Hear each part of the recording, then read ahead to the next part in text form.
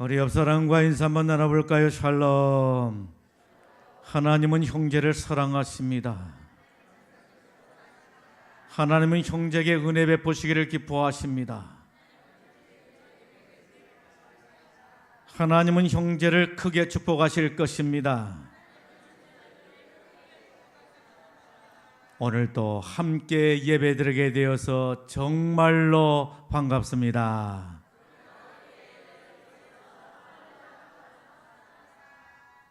할렐루야.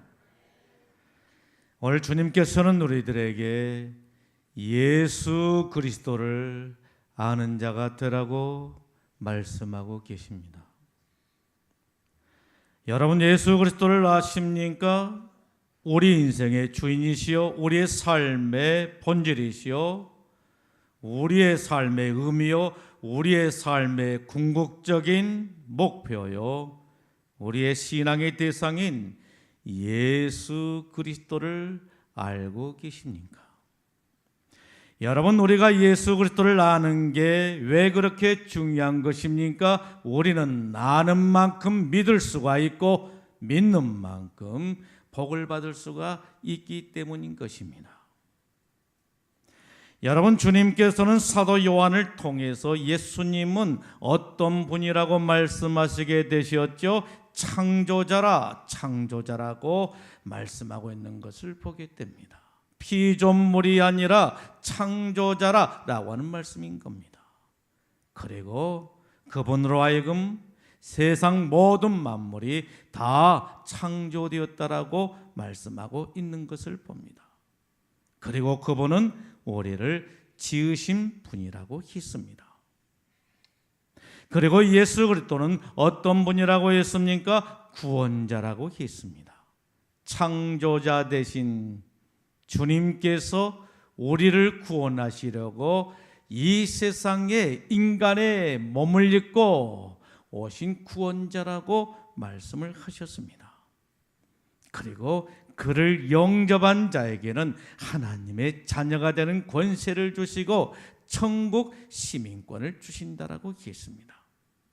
오늘은 두 번째 시간으로 우리 주님께서는 사도 요한을 통해서 예수 그리스도가 누구인가를 말씀하고 계시는데, 여러분, 예수 그리스도는 누구라고 말씀하고 있지요? 하나님의 어린 양이라고 말씀하고 있는 것을 보게 됩니다. 29절에 말씀합니다. 보라, 세상죄를 지고 가는 하나님의 어린 양이로다. 여러분, 예수님이 누구라고 말씀하고 있죠? 하나님의 어린 양, 세상죄를 짊어지신 하나님의 어린 양이라 이렇게 말씀하고 있는 것을 보게 됩니다. 구약성경 내기 16장에 보게 되면 아사셀 염소가 나오게 된 겁니다. 여러분, 아사셀 염소는 어떤 염소지요? 아사셀 염소는 범죄한 이스라엘 백성들의 죄를 짊어지고 광야로 쫓겨난 염소를 말하는 것입니다. 이처럼 예수님은 세상죄를 짊어지신 하나님의 어린 양이란 말입니다. 제사장 아론은 아사셀 염소의 머리에 두 손을 올리고 범죄한 이스라엘 백성들의 모든 죄를 다 정가시키게 됩니다. 그리고 그 염소를 광야로 내쫓게 된 것입니다. 이것이 바로 어린 양 되신 예수님의 모습입니다. 점도 없고 흠도 없으신 우리 예수님께서 마치 아사셀 염소처럼 모든 인간의 죄짐을 짊어지시고 인간들로부터 멀리 떠나시게 된 것입니다. 그래서 인간과 죄가 전혀 무관한 존재가 되게 하신 것입니다. 여러분, 인류가 직면한 최대 위기가 있다라고 한다면 그것은 무엇이라고 말씀하십니까? 환경오염, 요즘 미세먼지가 얼마나 우리를 불편하게 만들고 있습니까? 마스크를 쓰지 않고서는 살아갈 수 없는 세상이 되어버리고 말았습니다. 생태계 문제, 여러분 환경 오염으로 인한 생태계 문제가 얼마나 심각해져 가고 있습니까? 핵 문제가 얼마나 우리 인류에게 이용과 공포와 불안을 조성하고 있습니까? 그래서 우리는 북한을 향해서 핵 개발을 중단하라고 합니다. 그럼에도 불구하고 미국과의 협상 중에 있으면서도 북한은 계속해서 핵 개발을 휘었다라고 그렇게 말하지 않습니까? 핵이 얼마나 위험합니까? 한순간에 온 세상이 불바다가 되어버릴 수가 있는 것입니다.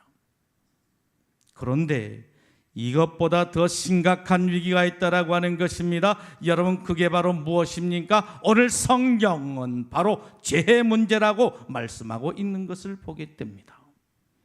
인류의 최대 위기가 있다라고 한다면 그것은 바로 죄 문제라고 말씀하고 있는 것입니다.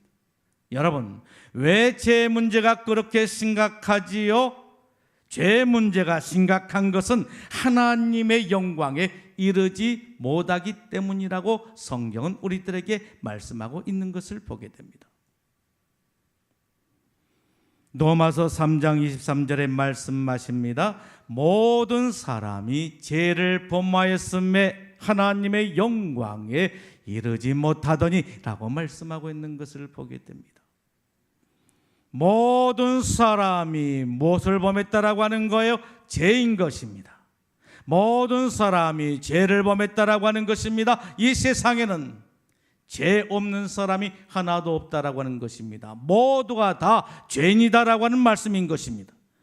겉으로 보기에는 천사처럼 보인다 할지라도, 아름답고 화려하게 치장하고 다니는 여자라 할지라도, 아름다운 목소리로 노래하는 가수라 할지라도, 아름다운 풍경을 그리는 화가라 할지라도, 아름답고 유창한 문장을 구사하는 시인이나 작가들이라 할지라도, 학교에서 학생들을 가르치는 교사나 교수들이라 할지라도, 대통령도 정치가도 경제 지도자도 목사나 신부나 스님도 다 죄인이라고 성경은 말씀하고 있는 것을 볼 수가 있는 것입니다. 다만 아름답고 세련되게 포장되어 있을 뿐이지 모두가 다 죄인이라고 말씀하고 있는 것입니다. 사람들의 마음속을 들여다본다라고 한다면 우리 가운데 얼굴을 버젓이 들고 다닐 사람이 어디 있겠습니까? 아마 누군가가 내 마음을 들여다본다라고 한다면 얼굴을 들고 다닐 사람이 우리 가운데 가히 누가 있겠느냐라고 하는 말씀인 것입니다. 사람의 마음속을 들여다보게 되면 쓰레기장을 방불할 정도로 더럽고 추악하고 냄새난 것이 바로 사람들의 마음이라고 말할 수가 있는 것입니다. 이것이 인류가 직면한 최대 위기라고 말할 수가 있는 것입니다. 여러분, 그런데 죄는 결국에 어떻게 된다라고 하는 거예요? 하나님의 영광에 이르지 못한다라고 하는 것입니다. 하나님의 영광에 이르지 못한다는 겁니다. 무슨 말입니까? 천국에 이를 수가 없고 영생에 이를 수가 없고 영원한 죽음에 이르고야만 한다라고 하는 말씀인 것입니다.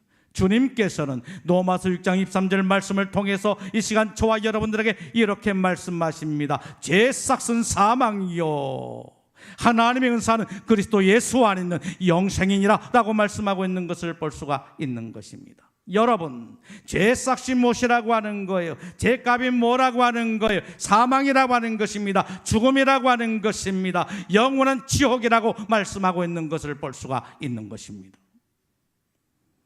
그러기에 우리 인생들에게 있어서 가장 시급한 문제는 죄 문제라고 말할 수가 있는 것입니다. 그러므로 이 죄 문제를 해결해야 하는 것입니다.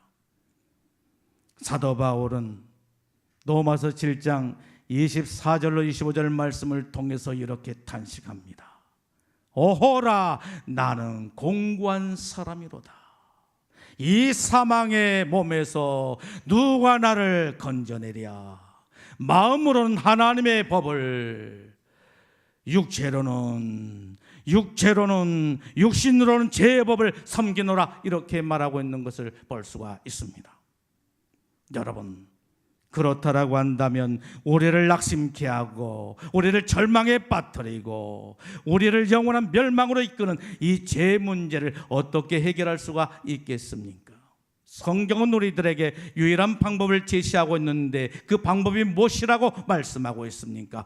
예수 그리스도라고 말씀하고 있는 것을 보게 됩니다. 주님께서는 이 시간 저와 여러분들에게 마가복음 10장 45절 말씀을 통해서 이렇게 말씀하십니다. 인자가 온 것은 섬김을 받으려 함이 아니요 도리어 섬기려 하고 자기 목숨을 많은 사람의 대속물로 주려 함이라 라고 말씀하고 있는 것을 볼 수가 있습니다. 여러분, 우리 주님께서 세상에 오신 목적이 뭐라는 거예요? 자기 목숨을 많은 사람의 대속물로 주려 함이라 이렇게 말씀하신 것입니다. 자기 목숨을 많은 사람의 대속물로 주시기 위해서 오셨다라고 하는 말씀인 것입니다. 여러분, 여기에 보게 되면 대속물이란 말이 나옵니다. 무슨 말입니까? 대신 죄값을 치르기 위해서 오셨다라고 하는 것입니다. 우리 주님께서는 우리 인생들을 불쌍히 여기사 죄로 말미암아 영원히 죽을 수밖에 없는 우리 인생들을 불쌍히 여기시고 이 땅에 인간의 몸을 입고 오셔서 우리의 죄짐을 대신 짊어지시고 십자가에서 몸버려 피 흘려 죽으셨다라고 하는 말씀인 것입니다. 이에 대해서 이사야 선지자는 뭐라고 증거하고 있습니까? 이사야 53장 4절 6절에 보게 되면 이렇게 말씀합니다. 그가 찔림은 우리의 허물 때문이요 그가 상함은 우리의 죄악 때문이라. 그가 징계를 받음으로 우리가 평화를 누리고 그가 채찍에 맞음으로 우리가 나음을 입었도다. 우린 다 양 같아서 그릇 행하여 각기 제 길로 갔거늘 여호와께서는 우리 무리의 죄악을 그에게 담당시키셨도다. 여러분, 여호와께서 우리 모든 무리의 죄악을 어떻게 하셨다라고 하는 것입니까? 어린 양 대신 우리 주님께 다 담당을 시키셨다라고 하는 말씀인 것입니다. 여러분, 그런데 우리 인생들의 문제는 무엇입니까? 자신이 죄인임에도 불구하고 죄인인지 모르고 산다라고 하는 것이고 안다라고 할지라도 죄악의 심각성을 모르고 살고 있다라고 하는 말씀인 것입니다. 그렇기 때문에 어린 양 대신 예수님을 배척하게 되고 예수님을 거절하게 되고 떠나 살게 된다라고 하는 말씀인 것입니다. 그래서 죄 멍이 아래에서 소망 없는 인생을 살게 된 것입니다. 그런데 전혀 소망이 없는 우리 인생들을 향해서 주님께서는 복음의 메시지를 전해주고 있는 것을 보게 됩니다. 로마서 8장 1절로 2절에 말씀하십니다. 그러므로 이제 그리스도 예수 안에 있는 자에게는 결코 정죄함이 없나니 이는 그리스도 예수 안에 있는 생명의 성령의 법이 죄와 사망의 법에서 너를 해방하였음이라 라고 말씀하고 있는 것을 볼 수가 있는 겁니다. 여러분, 굿뉴스가 무엇입니까? 우리에게 주시는 기쁨의 소식이 바로 무엇입니까? 그리스도 안에 있는 자에게는 결코 정죄함이 없다라고 하는 말씀인 것입니다. 여러분, 우리들에게 있어서 가장 중요한 것은 바로 뭐라고 말씀하고 계신 것입니까? 그리스도 예수 안에 있는 것이라고 말씀하신 것입니다. 그리스도 예수 안에 사는 자들은 그 어떤 죄를 지었다 할지라도 그 무슨 죄를 지었다 할지라도 정죄함이 없다라고 말씀하고 계신 것을 볼 수가 있는 것입니다. 여러분, 그 이유가 바로 무엇입니까? 생명의 성령의 법이 죄와 사망의 법에서 너를 해방하였음이라. 할렐루야. 확신하십니까? 믿습니까? 사냥꾼의 올무에서 새가 벗어난 같이 그리스도 예수 안에 있는 자에게는 죄 사실이 끊기게 되고 죄 올무에서 벗어나게 된 줄로 믿습니다. 자유와 해방의 기쁨을 누리게 된 줄로 믿습니다. 우리 옆 사람과 이렇게 인사 한번 나눠볼까요? 형제는 죄사함의 축복을 받았습니다. 형제는 죄사함의 축복을 받은 사람입니다. 할렐루야. 죄에서 자유를 얻게 하면 보혈의 능력, 시험을 이기고 승리하니 참 놀라운 능력이로다. 주의 보혈 능력이 또다. 그의 피 믿어. 할렐루야. 여러분, 얼마나 큰 축복인 것입니까? 여러분, 주님은 안드레를 통해서 예수님이 누구라고 말씀하고 있는 것입니까? 그리스도라고 말씀하고 있는 것을 보게 됩니다. 41절에 말씀합니다. 우리가 메시아를 만났다 하고, 메시아는 번역하면 그리스도라, 이렇게 말씀하고 있는 것을 볼 수가 있는 것입니다. 여러분, 이 고백은 누구의 고백이었습니까? 안드레의 고백이었던 것입니다. 베드로의 형제 안드레의 고백이었던 것입니다. 안드레가 예수님을 만나고 얼마나 기쁘고 얼마나 황홀했던지 그의 형제 베드로에게 달려가서 내가 메시아를 만났다라고, 내가 그리스도를 만났다라고 증거하게 된 것입니다. 여러분, 인류 역사상 가장 위대한 발견이요, 가장 큰 기쁨이요, 가장 큰 행운이 있다라고 한다면 그것은 바로 무엇이겠습니까? 메시아를 만난 사건이라고 말할 수가 있는 줄로 믿습니다. 안드레는 그의 형제 베드로에게 예수님을 소개하면서 단순하게 내가 예수님을 만났다라고 그렇게 말하지 않습니다. 우리가 메시아 그리스도를 만났다라고 이렇게 말합니다. 여러분, 여기에 보게 되면 그리스도라고 한 말이 나옵니다. 무슨 말입니까? 기름 부음을 받는 자라고 한 말입니다. 예수님은 기름 부으심을 받는 자라고 하는 거예요. 구원자로서 예수님은 기름을 부음을 받고 이 세상에 오신 분이시라고 하는 말씀인 것입니다. 구약 성경에 보게 되면 취임하게 될 때 기름 부음을 받는 세 종류의 사람이 있었습니다. 여러분, 그 세 종류의 사람들이 바로 누구였습니까? 왕이고 선지자고 제사장이었던 것입니다. 여러분, 왕은 어떤 사람들이었지요? 왕은 백성들을 다스리는 사람들이었던 것입니다. 이스라엘과 인류 역사는 끊임없이 다스리는 지도자를 경험하게 되었습니다. 여러분, 그런데 그 결과는 바로 무엇이었습니까? 실망과 좌절의 역사였다라고 하는 것입니다. 그래서 이스라엘 백성들은 하나님께서 직접 기름을 부으셔서 공의로 세상을 다스릴 왕의 출현을 기다리고 있었다라고 하는 말씀인 것입니다. 여러분, 선지자는 어떤 사람들이죠? 선지자는 가르치는 사람인 것입니다. 그런데 이스라엘 역사를 보십시오. 이스라엘 역사 가운데 거짓 선지자들이 얼마나 많이 출현했느냐라고 하는 말씀이죠. 그래서 이스라엘 백성들은 하나님이 직접 기름을 부으셔서 참된 진리를 가르칠 선지자의 등장을 기다리고 있었던 것입니다. 여러분, 제사장은 어떤 사람들이죠? 하나님과 사람 사이에서 죄 문제를 해결하는 중재자적 역할을 감당하는 사람들이었다라고 하는 것입니다. 그런데 그들도 완전하지는 못했습니다. 그들도 죄인이었습니다. 그렇기 때문에 그들을 위한 제물이 필요했다라고 하는 것입니다. 그래서 이스라엘 백성들은 하나님이 직접 기름을 부으셔서 왕과 제사장과 선지자의 사명을 동시에 감당할 자를 기다리고 있었다라고 하는 것입니다. 그것이 바로 메시아 그리스도의 기다림이었던 것입니다. 그런데 지금 안드레가 그 형제 베드로에게 내가 그 메시아를 만났다, 내가 그 그리스도를 만났다라고 증거하고 있는 것을 봅니다. 그런데 이 안드레의 신앙 고백을 듣고 예수님을 만났던 베드로도 동일하게 신앙을 고백하고 있는 것을 볼 수가 있는 것입니다. 마태복음 16장 16절에 보게 되면 베드로가 신앙을 이렇게 고백합니다. 주는 그리스도시요 살아계신 하나님의 아들이십니다 라고 고백을 하게 된 것입니다. 여러분, 무슨 말입니까? 예수님은 나를 공의로 다스릴 왕이시요, 예수님은 나를 참된 진리로 인도하실 선지자시요, 예수님은 내 죄뿐만 아니라 내 인생의 모든 문제를 해결하실 대제사장이 되십니다 라고 하는 고백인 것입니다. 예수님은 나의 구원자라고 하는 것입니다. 그러므로 예수님과의 만남은 곧 구원자와의 만남이라고 말할 수가 있는 것입니다. 과거의 어떤 종교로도, 과거의 그 어떤 철학으로도, 그 어떤 심오한 사상도 제공하지 못한 구원이 예수 그리스도를 통해서 임하게 된 것입니다. 믿습니까? 예수님은 나의 구원이시요, 예수님은 나의 생명이시요, 예수님은 진리가 되신 분이신 줄로 믿습니다. 예수님을 만나고 예수님을 영접하면 구원의 역사가 여러분들에게 임하게 된 줄로 믿습니다. 여러분, 주님은 사도 요한을 통해서 예수님은 누구라고 말씀하고 있는 것입니까?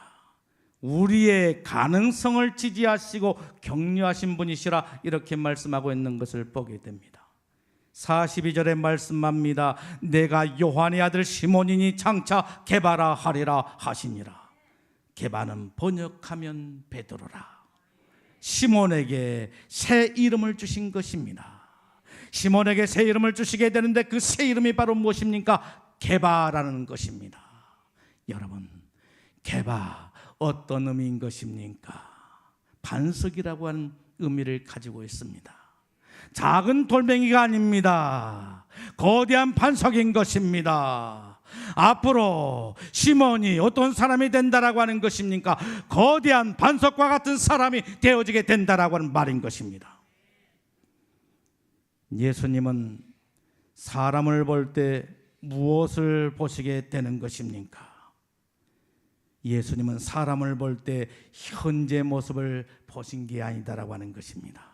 보잘것없고 나약하고 부족한 모습을 보지 아니하시고 미래의 가능성을 보시고 지지하시고 격려하시고 축복하신 분이시다라고 하는 말씀인 것입니다. 여러분, 시몬의 이름의 의미가 무엇입니까? 여기에는 두 가지 의미가 있는 것입니다. 첫 번째는 긍정적인 의미로서 시몬이라고 하는 이 이름의 뜻은 하나님의 말씀을 잘 듣는다, 하나님이 그의 말을 잘 듣는다, 이런 의미를 가지고 있는 것입니다. 여러분, 얼마나 고귀한 이름인 것입니까? 하나님께서는 하나님의 말씀을 듣고 순종한 자에게 하나님께서 그들의 말을 듣기를 기뻐하신 하나님이신 줄로 믿습니다. 부모된 우리들이 너무도 잘 알고 있지 않습니까? 자녀들이 부모의 말에 순종하고 잘 따르고 늘 부모님의 말을 따르게 되면 어떻게 되는 것입니까? 그들을 사랑하게 되고 그들에게 보다 더 좋은 것을 주기를 기뻐하는 게 아니겠습니까?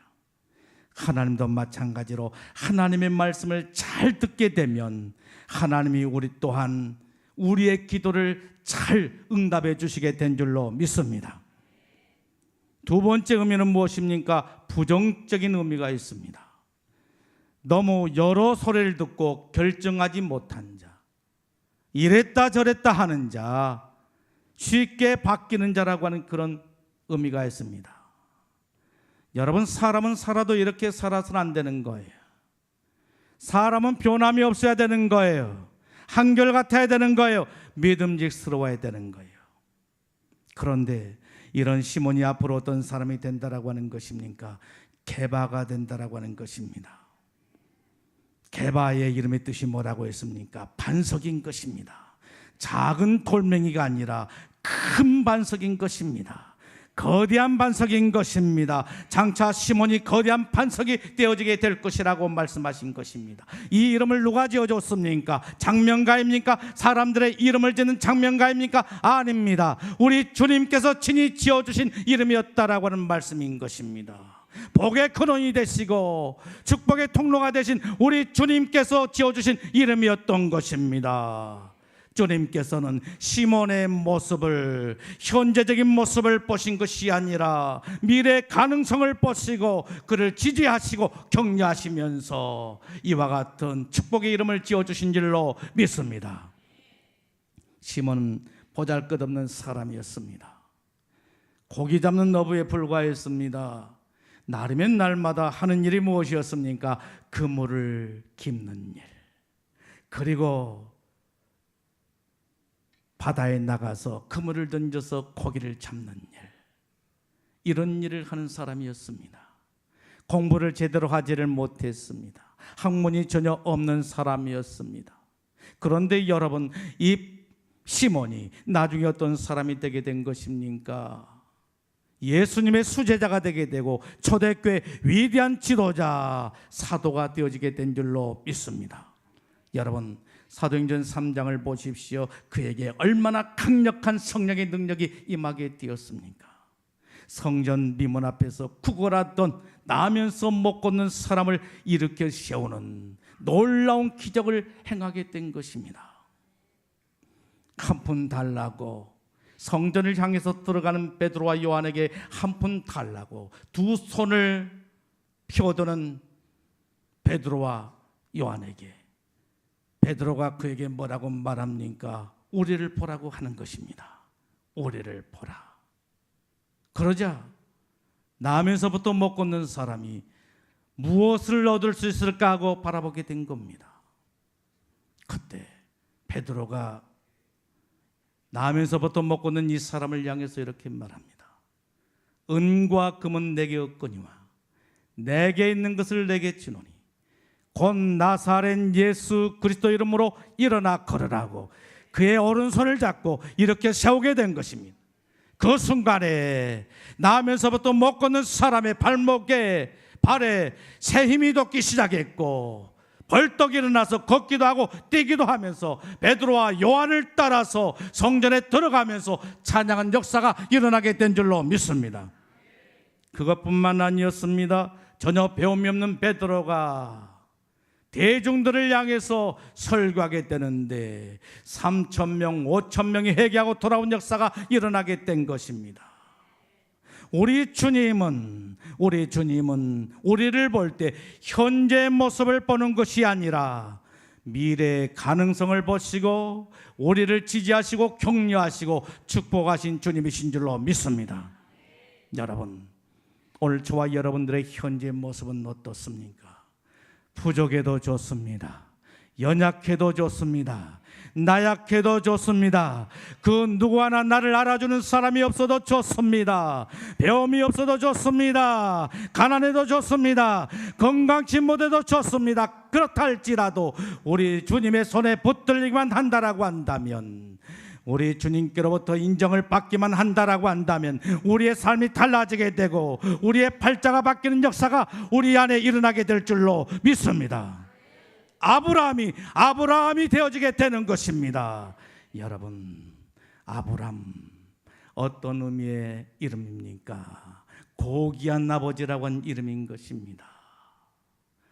고귀한 아버지. 그런데 아브라함 무슨 의미를 가지고 있습니까? 열국의 아버지, 많은 무리의 아버지, 한 가정의 아버지가 많은 무리의 아버지가 된다라고 하는 것입니다. 여러분, 얼마나 큰 축복인 것입니다. 아브라함이 되어지게 된 줄로 믿습니다. 야곱이 이스라엘이 되어지게 되는 것입니다. 여러분, 야곱 어떤 의미를 가지고 있습니까? 간사하고 속이는 자인 것입니다. 그런데 간사하고 속이는 자가 이스라엘이 되어지게 된 것입니다. 이스라엘 어떤 의미를 가지고 있습니까? 승리자, 이기는 자인 것입니다. 야곱이 약복강가에서 천사와 싸워서 이기게 됨으로 말미암아 하나님께서 주신 이름이 이스라엘인 것입니다. 여러분, 간사하고 속이는 자가 어떤 사람이 되어지게 된 것입니까? 이스라엘 족장에 계보의 이름을 올리는 축복을 누리게 된 줄로 믿습니다. 바울이 되어지게 된 것입니다. 여러분, 사울은 어떤 사람이었습니까? 예수 믿는 사람들을 찌질이도 싫어하고 미워하고 핍박했던 사람이었습니다. 예수 믿는 사람들을 잡아 가두고 죽인 일에 앞장섰던 사람이었습니다. 그런데 이 사울이 다메섹 도상에서 예수님을 만남으로 어떤 사람으로 바뀌어지게 되는 것입니까? 예수님을 증거하는 사람이 되어지게 된 것입니다. 그리고 기독교 신학의 근간을 이루는 위대한 신학자가 되어지게 된 것입니다. 여러분, 사도 바울이 행했던 그 행적을 살펴보십시오. 우리가 가진 성경 가운데 신약 성경에 14권의 성경을 기록한 사람이 바로 사도 바울이다라고 말할 수가 있는 것입니다. 우리 주님은 우리를 볼 때 현재 모습을 보신 것이 아니라 연약하고 나약하고 볼품없는 우리의 모습을 보신 것이 아니라 우리의 미래의 가능성을 보시고 우리를 지지해 주시고 격려하시고 우리를 축복하신 주님이신 줄로 믿습니다. 그러므로 무엇보다도 우리 주님의 사랑을 입으십시오. 우리 주님의 은혜를 입으십시오. 우리 주님께로부터 인정을 받으십시오. 그리고 주님을 붙잡고 사십시오. 주님을 의지하고 사십시오. 그리하게 되면 여러분들의 미래가 활짝 열리게 되고 여러분들의 미래에 밝은 빛이 임하게 될 줄로 믿습니다. 사랑하는 성도 여러분, 예수 그리스도를 아십니까? 여러분들이 믿고 사는 그 예수 그리스도가 바로 누구라고 생각을 하십니까? 주님께서는 이 시간 예수 그리스도에 대해서 우리들에게 말씀하고 계십니다. 예수 그리스도는 하나님이시라고 말씀하십니다. 창조자라고 말씀하십니다. 구원자라고 말씀하고 계신 것입니다. 하나님의 어린 양이라고 말씀하고 계신 것입니다. 그리스도라고 말씀하십니다. 그리고 우리의 현재 모습을 보는 것이 아니라 볼품없는 나약한 병든 우리의 모습을 보신 것이 아니라 장래의 미래의 가능성을 보시고 지지하시고 격려하시고 축복하신 주님이시라고 말씀하고 계시는 것입니다. 그러므로 주님은 이 시간 우리들에게 말씀하시기를 오직 예수라고 말씀하십니다. 우리 옆 사람과 손을 잡고 오직 예수, 오직 예수, 오직 예수님으로 사십시다. 할렐루야. 기도하겠습니다.